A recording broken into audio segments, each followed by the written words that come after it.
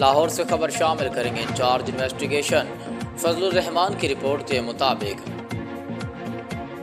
अगर मुल्क को तरक्की करने और दुनिया में इज्जत और वक़ार हासिल करना तो मुस्लिम लीग नून की हुकूमत का तसलसल चाहिए। पाकिस्तान का चप्पा चप्पा नवाज शरीफ की खिदमत की गवाही देता है। वज़ीर आला पंजाब मरीम नवाज शरीफ ने इलेक्ट्रिक बस का किराया 20 रुपये मुकर्रर कर दिया। तलबा बुजुर्ग शहरियों स्पेशल अफराद के लिए मुफ्त सफ़र की सहूलत मुयसर।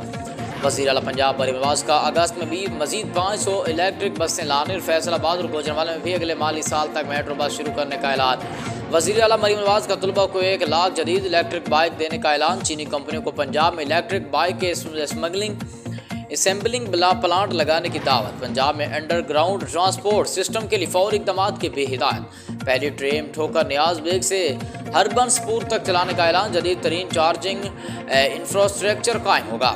आवाम को रिलीफ मिले तो नवाज शरीफ और मुझसे ज़्यादा खुश कोई नहीं होता। स्मोक की वजह से बच्चे बुजुर्ग बीमार होते हैं तो बहुत तकलीफ होती है।